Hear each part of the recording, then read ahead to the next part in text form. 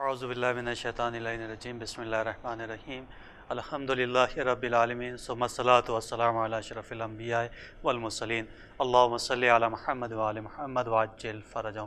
معزز ناظرین، السلام علیکم ورحمۃ اللہ وبرکاتہ۔ آپ کا اپنا میزبان سید عطا عباس آپ کے اپنے پروگرام حسینی پروانے میں استقبال کرتے ہیں۔ جیسا کہ آپ کے علم ہے کہ اس پروگرام کا اصلی ہدف و مقصد شہدائے کربلا کی عظمت اور ان کی فضیلت ہے، لہٰذا اس سلسلے کو جاری و ساری رکھنے کے لیے ہمارے ساتھ موجود ہیں مہمان خصوصی حجت الاسلام والمسلمین عالی جناب مولانا مصطفیٰ علی خان ادیب الہندی صاحب قبلہ و کعبہ۔ السلام علیکم۔ علیکم السلام ورحمۃ اللہ۔ آج کے اس ایپیسوڈ میں جو کہ آپ نے فہرست مرتب کی ہے، اس اعتبار سے کس شہید کربلا کی عظمت اور فضیلت کو آپ بیان کرنا چاہیں گے؟ اعوذ باللہ من الشیطان الرجیم، بسم اللہ الرحمن الرحیم، الحمدللہ رب العالمین، وصلی اللہ علی سیدنا محمد وآلہ الطیبین الطاہرین۔ ایک نام جو آج کی فہرست کا سب سے پہلا نام ہے، یہ جناب عبد الرحمن بن عبداللہ ازدی ہیں۔ یہ ان کا تعلق جو ہے وہ اسی قبیلے سے ہے اور یمنی قبیلہ ہے، یمن کے رہنے والے ہیں، اور امام حسین علیہ السلام کی حمایت کرنے والے افراد میں سے۔ ان کی پچھلی تاریخ کے بارے میں تو زیادہ علم نہیں ہے، اور ان سے منسوب جو شعر ہے وہ دیگر شہداء سے بھی منسوب کیا گیا ہے کہ انہوں نے یہ شعر پڑھا۔ البتہ ایک مصرع اس کا یہ ہے کہ اضربکم ضرب فتى من الیمن ارجو بذلک الفوز عند المؤتمن، یعنی یہ کہہ رہے ہیں اپنے رجس میں کہ میں تمہیں یعنی دشمنوں کو میں اپنی ایک جوان کی ضرب تمہیں لگے گی جو یمن کا رہنے والا ہے، اور اس عمل کے ذریعے سے میں خداوند عالم کی بارگاہ میں کامیابی چاہتا ہوں۔ یعنی امام حسین علیہ السلام کی حمایت کرنا ہی بہترین کامیابی ہے، اور خدا کے نزدیک وہ بہترین عمل ہے جس کو جناب عبد الرحمن بن عبداللہ ازدی اپنے اس رجز میں بیان کر رہے ہیں۔ اور بہت سارے سپاہیوں کو آپ نے قتل کیا، یہاں تک کہ آپ بھی جام شہادت نوش کر ہمیشہ ہمیشہ کے لیے میدان کربلا کے شہیدوں میں شامل کر لیے گئے۔ بالکل عبد الرحمن سے ملتا ہوا ایک اور نام ہے عبد الرحمن بن عبد الرب خزرجی۔ عبد الرحمن بن عبد الرب جو ہیں یہ صحابی رسول ہیں، اور کربلا میں جو اصحاب رسول موجود ہیں جن کی تعداد 14 یا 15 بتائی جاتی ہے،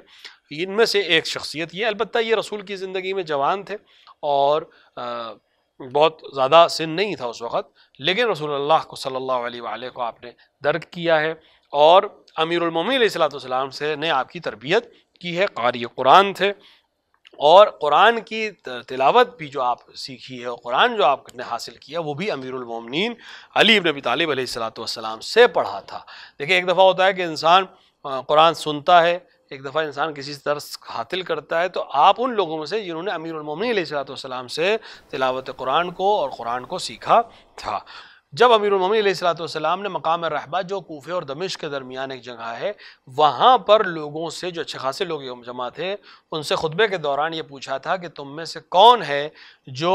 واقع غدیر میں رسول اکرم صلی اللہ علیہ وآلہ وسلم نے جو میرے سلسلے میں اعلان کیا تھا اس کی تائید کرے، اور تم میں سے کس نے اس چیز کو سنا تھا؟ اور لوگوں سے قسم دے کر یہ بات کہی تھی کہ غدیر خم میں رسول اللہ نے میرے بارے میں جو بات سنی ہے وہ کھڑے ہو کر بیان کرے۔ تو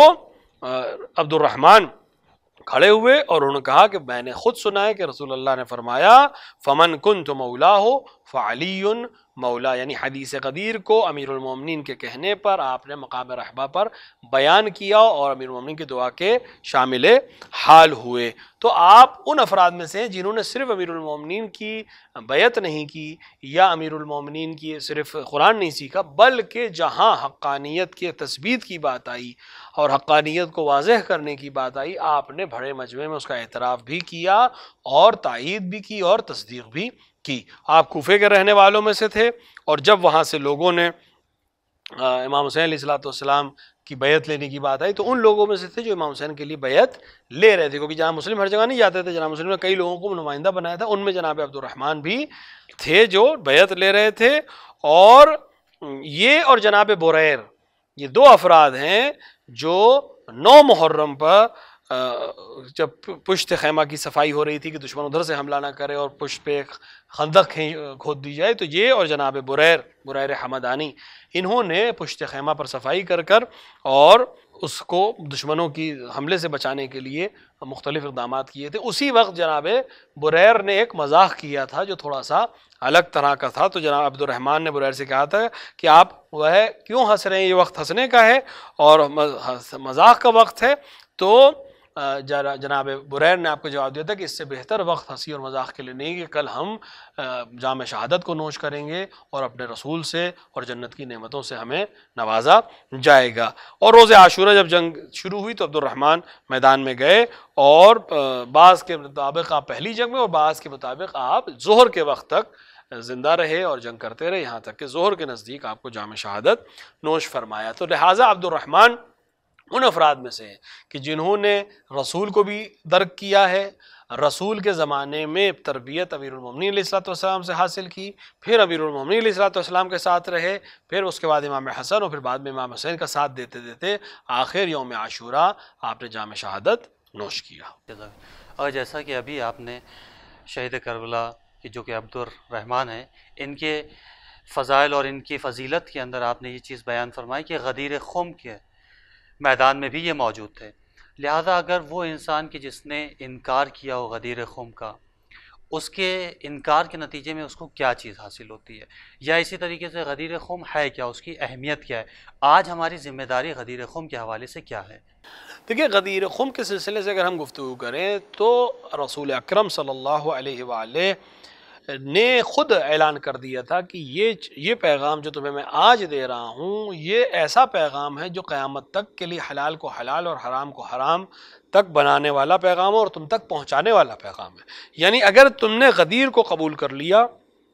تو قیامت تک کے حلال اور حرام کا علم بھی تمہارے پاس آ گیا، کیونکہ پھر اب تمہیں مسئلہ پیش نہیں آئے گا کہ تم کس سے پوچھو کہ کیا حلال ہے اور کیا حرام ہے، کیونکہ ہر دور میں ایک ہادی تمہارے لیے متعین اسی غدیر کے ذریعے سے ہو جائے، کیونکہ صرف امیر المومنین کی ولایت کی بات نہیں ہے، امیر المومنین اور آپ کے بعد 11 اماموں کی ولایت کا اعلان بھی اسی غدیر کے میدان میں کیا جا رہا تھا۔ لہٰذا اس کی تائید اور اس کی تصدیق کے نتیجے میں تمہیں وہ دین ملے گا جو رسول اکرم کا دین ہے، جو 23 برس کی میری محنت اور 1,24,000 انبیاء کی محنت کا نتیجہ ہے۔ اور اگر اس کا انکار کیا تو خود رسول اکرم نے خطبہ غدیر میں ارشاد فرمایا کہ جس نے اس کو انکار کیا اس کے سارے اعمال حبط ہو جائیں گے، یعنی جو بھی نیکی اس نے کی وہ سب اس کی آج کی اصطلاح میں ڈیلیٹ کر دی جائے گی، کوئی اس کا فائدہ ہونے والا نہیں ہے۔ خدا اس سے یہ چیز بھی قبول نہیں کرے گا اگر اس نے ولایت کو قبول نہیں کیا۔ اور یہ قصہ جس کی طرف ابھی اب جناب عبد الرحمن بن عبد الرب کے سلسلے میں بات ہوئی اور مقام رحبہ پر جب امیر المومنین نے سوال کیا تو وہاں کچھ لوگ ایسے تھے کہ جو موجود تھے غدیر میں اور انہوں نے انکار کیا، جیسے انس بن مالک نے کہا کہ امیر المومنین جب وہ کھڑے نہیں ہوئے تو امیر المومنین پوچھا کہ تم بھی تو تھے،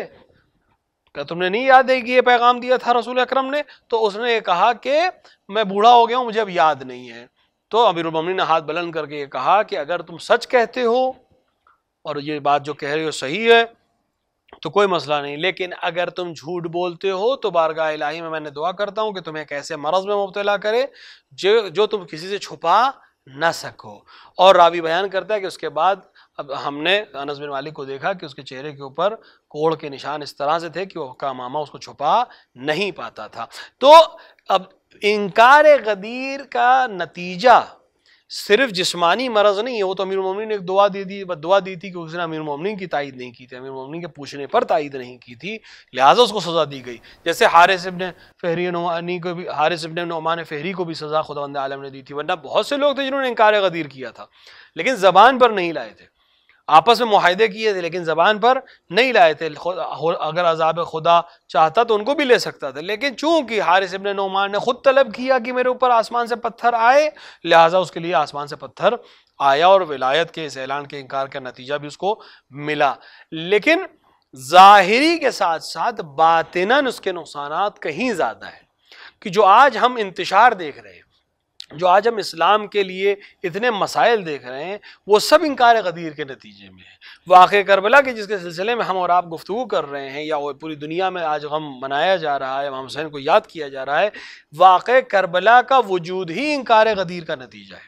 اگر غدیر کا انکار نہ ہوتا تو وہ تمام مسائل جو بعد پیغمبر پیش آئے ان میں سے کوئی مسئلہ پیش نہیں آتا۔ اگر رسول اکرم کے بعد لوگ امیر المومنین کی ولایت پر آمادہ ہو جاتے، اکٹھا ہو جاتے، ان کو خلیفہ مان لیتے اور ان کی بیعت کر لیتے تو لوگ، بلکہ بیعت کرنے سے بہتر یہ لفظ ہے کہ اگر ان کی بیعت پر قائم رہتے، کیونکہ بہت سے لوگوں نے یہ بہانہ بھی کیا کہ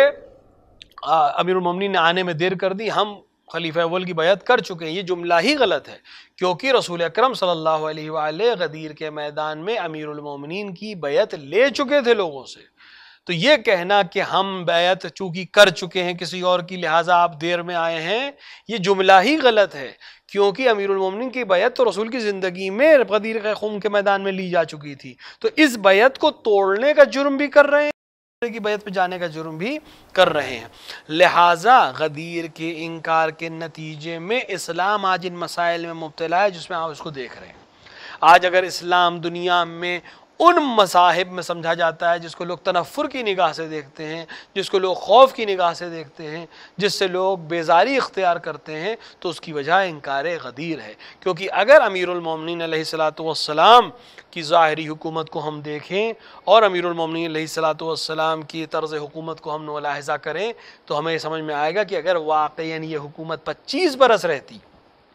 جس 25 برس کو خاموشی سے امیر المومنین نے گزار دیا، تو یہ حکومت کس طرح کی ہوتی اور دنیا کہاں سے کہاں پہنچ جاتی۔ امیر المومنین کے 4 سالہ حکومت بھی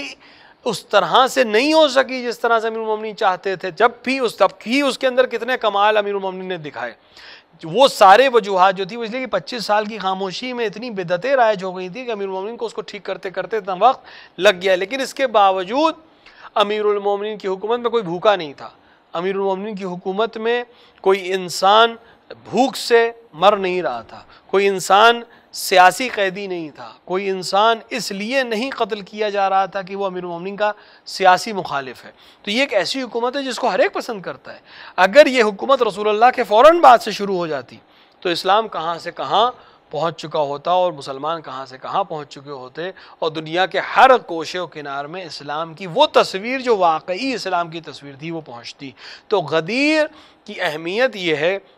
کہ غدیر اس امام کی طرف رہنمائی کرتی ہے جو واقعاً خدا کی طرف سے منسوب امام ہے۔ لہٰذا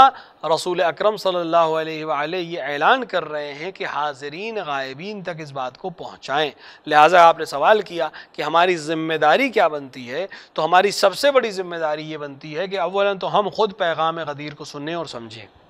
ہم امیر المومنین علیہ السلام کے چاہنے والے، امیر المومنین علیہ السلام کی ولایت کا اقرار کرنے والے ہیں، اس پہ کوئی شک نہیں ہے، لیکن ہم واقعی معنوں میں امیر المومنین کو اپنا سرپرست سمجھ کے زندگی گزارنا شروع کریں۔ غدیر کے خطبے کو پڑھیں۔ کتنے لوگ ہیں جن کو غدیر کا خطبہ یاد اگر نہیں تو کم سے کم پڑھا ہو؟ کتنوں نے پورا خطبہ پڑھا ہے؟ اکثروں نے نہیں پڑھا ہے۔ تو ایک بار خطبہ غدیر کو پڑھیں، ایک ذمہ داری ہماری ہے۔ دوسری ذمہ داری یہ کہ ہم یہ خطبہ غدیر، یہ پیغام رسول اکرم صلی اللہ علیہ وآلہ، یہ پیغام ولایت رسول کے حکم کے مطابق، کہ رسول نے فرمایا تھا کہ حاضرین غائبین تک پہنچائیں، تو آج ہم حاضرین میں سے ہیں، آج ہمیں غدیر کا خطبہ معلوم ہوا، تو اب ہماری ذمہ داری ہے کہ ہم دوسروں تک پہنچائیں جن تک یہ غدیر نہیں پہنچی ہے۔ تو اس میں صرف مسلمان شامل نہیں ہیں، اس میں غیر مسلمان بھی شامل ہیں۔ ہم غیر مسلمان تک بھی رسول کا پیغام پہنچائیں، اور آج جب اس کے سامنے اسلام کی مختلف تصویریں آئیں تو ہم واقعی اسلام اس کے سامنے پیش کریں کہ جن کو تم اسلام سمجھ رہے ہو یہ اسلام نہیں ہے، جن کو تم مسلمان سمجھ رہے ہو یہ مسلمان نہیں۔ ممکن ان کا نام محمد ہو، ممکن ان کا نام علی ہو، لیکن واقعاً اسلام کو اگر تم سمجھنا چاہتے ہو تو یہ پیردار رسول ہے، یہ کردار علی ہے، یہ کردار حسن ہے، اس کے معیار پہ تم تولو کہ کون مسلمان ہے اور کون مسلمان نہیں ہے۔ تو غدیر اسلام اور نفاق کی پہچان کا نام ہے، غدیر حق اور باطل کی پہچان کا نام ہے،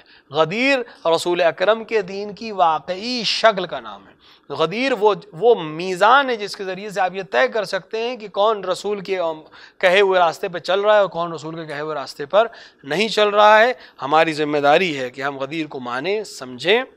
اور دوسروں تک پہنچائیں، کیونکہ جس نے غدیر کو پہنچایا، جس نے غدیر کو سمجھا، اس کو دنیا میں بھی سعادت ہے اور آخرت میں بھی سعادت ہے۔ جیسے جناب عبد الرحمن بن عبد الرب ایک عظیم شہادت پر پہنچے، اور جب امیر المومنین نے پوچھا کہ غدیر کے سلسلے میں بیان کرو تو آپ نے کھڑے ہو کر گواہی دے کر اپنے آپ کو ہمیشہ ہمیشہ کے لیے سرخرو کر دیا کہ اب آپ ان لوگوں میں سے شامل ہوتے ہیں جنہوں نے غدیر کو عام کرنے کی کوشش کی، جنہوں نے غدیر کی تصدیق کی، جنہوں نے غدیر کی حمایت کی، جنہوں نے غدیر کے اعلان کو دوسروں تک پہنچایا۔ لہٰذا ہماری بھی ذمہ داری ہے کہ جب عزاداری سید الشہداء علیہ السلام برپا ہو تو ہم غدیر کا پیغام بھی دہرائیں، کیونکہ کربلا کا وجود غدیر کے انکار کا نتیجہ ہے، اور آج بھی ایک وارث غدیر زندہ ہے۔ لہٰذا ہماری ذمہ داری ہے کہ ہم غدیر کے پیغام کو پہنچائیں، اور غدیر میں جس مولا کی بات ہوئی ہے اس کے کردار کو دنیا تک پہنچائیں، تاکہ لوگ بھی اس کے منتظر ہو جائیں جو اس غدیر کا امام ہے، اور وہ آ کر دنیا کو عدل و انصاف سے بھرے گا۔ ناظرین، یہ غدیر خم کوئی ایسی جگہ کا نام نہیں ہے کہ جو تاریخ کے ساتھ ساتھ اس کے اوراق بند ہو گئے ہوں، نہیں، بلکہ یہ غدیر خم ایک ایسے پیغام کا نام ہے کہ جس پیغام کو ہمیں عام کرنا ہے۔ لہذا ولایت علی ابن ابی طالب علیہ السلام انسان کو معراج عطا کرتا ہے۔ ہماری نماز اس وقت تک قبول نہیں ہے جب تک کہ ہمارے اندر ولایت علی ابن ابی طالب علیہ السلام نہ پائی جائے۔ لہذا جس جانب مولانا نے اشارہ کیا ہے، یہ ایک اہم پیغام ہے کہ غدیر کو خود بھی یاد کریں اور دوسروں تک کے بھی اس پیغام کو پہنچائیں۔ صرف نیا لباس پہن لینا، محفل میں شرکت کر لینا، یہ کافی نہیں ہے، بلکہ حد اقل یعنی کم سے کم ایک مرتبہ خطبہ غدیر کو ضرور پڑھیں تاکہ ولایت علی ابن ابی طالب علیہ السلام کو سمجھ سکیں۔ اگر قبل اس کے کہ شہدائے کربلا کی عظمت اور ان کی فضیلت کو آپ بیان کریں، ایک سوال اس حوالے سے آپ کی خدمت میں عرض کریں کہ جو کہ آج ہم معاشرے میں دیکھتے ہیں کہ آج ہماری بہنیں یا آج ہماری خواتین، خاص کر دوسرے ملک جو کہ یورپ کنٹری کے ہیں، یہاں کے اوپر پردہ بالکل ختم ہو چکا ہے۔ بہرحال اپنے یہاں ایشیا کے اندر جو ممالک شامل ہیں، مثال طور پہ انڈیا، پاکستان، حد اقل کسی حد تک کے پردہ ہے، لیکن ہم یہ دیکھتے ہیں میدان کربلا کے اندر شہزادی زینب سلام اللہ علیہ آخری منزل تک کے پردے کے پیغام کو دے رہی ہیں، جناب فاطمہ پردے کے پیغام کو دیکھ رہی ہیں، لیکن آج کی خواتین اس پردے سے کیوں محروم ہیں؟ دیکھیے، آپ نے شاید تعامل اور تھوڑا سا تکلف سے کام لیا۔ اگر ہم صحیح معنوں میں دیکھیں تو شاید یورپ میں ابھی بھی بہت سے مسلمان ایسے ہیں جو تمام سختیوں اور پابندیوں کے باوجود حجاب کی رعایت کرنے کی کوشش کر رہے ہیں، البتہ سب نہیں لیکن ایک حد تک۔ اور جہاں آزادی ہے کہ آپ پردہ چاہے کریں اور چاہے نہ کریں، وہاں ہم خصوصاً بر صغیر میں جہاں بڑی تعداد ہے مسلمانوں کی و مومنین کی، وہاں ہم دیکھ رہے ہیں کہ وہ دھیرے دھیرے رواج کسی بھی بہانے سے، کہ ماڈرنائزیشن کے بہانے سے یا اسکول اور کالج کے بہانے سے اور مختلف چیزوں کے بہانے سے دھیرے دھیرے اس کی اہمیت کم ہو رہی ہے۔ انہی مجالس اعضاء میں ہم لوگوں کو دیکھتے ہیں کہ وہ مجلس اعضاء میں آ رہی ہیں، کنیزان زہرا ہونے کا دعویٰ کرتی ہیں، شہزادی سلام اللہ علیہا کی بے پردگی کے اوپر آنسو بھی بہاتی ہیں اور غم کا اظہار بھی کرتی ہیں، لیکن خود پردے کا لحاظ نہیں کرتی ہیں۔ تو یہ خود اس بات کی علامت ہے کہ ہم صرف ایک رسم نبھا رہے ہیں، پیغام حاصل نہیں کر رہے ہیں۔ شہدائے کربلا اور جناب زینب سلام اللہ علیہا اور دیگر خواتین کربلا نے اس پردے کو سب سے زیادہ ترجیح دی، اور آ کر امام زین العابدین سے یہ سوال کرنا کہ خیموں سے باہر نکلیں یا جل کر ختم ہو جائیں، وہاں پر امام کا یہ جواب دینا کہ جان بچانا مقدم ہے، لہٰذا خیموں سے نکلیے، یہ خود کتنی بڑی دلیل تھی کہ آخر وہ حضرات کس طرح کے تھے کہ جو پردے کی اتنی اہمیت کے قائل تھے کہ اگر پردے کی وجہ سے ہمیں باہر نکلنا ہمارے لیے سخت ہے تو ہم جلنے کو بھی تیار ہیں، لیکن امام زین العابدین کے حکم سے وہ لوگ باہر نکلے۔ یا مختلف مقامات کے اوپر جب اہل بیت علیہ السلام کی توہین کرنے کی کوشش کی گئی تو زینب اولیاء مقام نے اپنے حجاب کے ذریعے سے، اپنے تقریروں کے ذریعے سے، اپنی عفت اور اپنی بزرگی کے ذریعے سے پیغام کربلا کو نشر کیا۔ جناب زینب سلام اللہ علیہا اور دیگر خواتین نے جس طرح سے اس کی اہمیت کو واضح کیا ہے، اگر ہم اس کی اہمیت کو نہیں سمجھ رہے ہیں تو اس کا مطلب یہ ہے کہ ہم پیغام کربلا سے ابھی غافل ہیں، ہم ایک رسم کو نبھا رہے ہیں لیکن اس کے معنی اور مفہوم کو شاید بھول چکے ہیں۔ لہٰذا ضروری ہے کہ ہم اس مفاہیم کو سمجھیں۔ ایک مسئلہ یہ بھی ہے کہ ہم نے شاید پردے کی ڈیفینیشن لوگوں کو نہیں بتائی ہے۔ ابھی اگر بچے کے ذہن میں یہ ہو کہ پردہ ایک طرح کی پابندی ہے تو انسان فطرتاً پابندی کو توڑنا چاہتا ہے، قانون کو توڑنے کو پسند کرتا ہے، لیکن اگر آپ اسے یہ بتائیں کہ یہ پابندی نہیں ہے، یہ تمہاری عفت ہے، یہ تمہاری حیا ہے، یہ تمہارے لیے زینت ہے، یہ تمہاری عزت اور اکرام ہے۔ اگر ہمارے گھر میں بہت سی کتابیں رکھی ہوئی ہیں لیکن غلاف صرف قرآن پہ چڑھایا جاتا ہے۔ تو غلاف کیوں قرآن پہ چڑھایا جاتا ہے؟ کیونکہ قرآن قیمتی ہے، ہم اس پر دھول بھی برداشت نہیں کرتے۔ تو یہ قرآن کی توہین ہے یا قرآن کی عظمت ہے؟ تو جس طرح تمام کتابوں میں صرف جزدان یا غلاف جو ہے وہ قرآن پر چڑھایا جاتا ہے، اسی طرح ہم نے یعنی قرآن نے اور یعنی اہل بیت نے اور خداوند عالم نے عورت کو یہ مقام عطا کیا ہے کہ اس کی عفت اور اس کی پاک دامنی کے لیے ایک غلاف اس کے اوپر حجاب کے نام کا رکھا ہے، تاکہ اس کا وقار دنیا کے سمجھ میں آئے کہ ہر ایک اس کو اس طرح سے نہیں دیکھ سکتا کہ جب جس کا جی چاہے دیکھ لے۔ یہ پاک دامن ہے، یہ میری کنیز ہے، اور اس کو صرف خاص افراد جن کو ہم نے اجازت دی ہے وہی دیکھ سکتے ہیں، جو عقد کے نتیجے میں یا محرمیت کے نتیجے میں حاصل ہوگا۔ اسی طرح اگر آپ دیکھیں کہ آپ عمارتوں کو دیکھیں، دنیا کی کوئی عمارت کور نہیں کی جاتی، لیکن خانہ کعبہ کے اوپر غلاف چڑھایا جاتا ہے۔ یہ اس کی عظمت کے لیے ہے کہ یہ ایک ایسی عمارت ہے کہ جس کو خداوند عالم نے یہ عظمت عطا کی ہے کہ اس کے اوپر غلاف چڑھایا جائے گا۔ یا اگر دنیا میں آپ نیچرل چیزوں کو دیکھیں تو سیپ جو ہے، گوہر سیپ کے اندر ہوتا ہے، صدف کے اندر موتی ہوتا ہے۔ تو اگر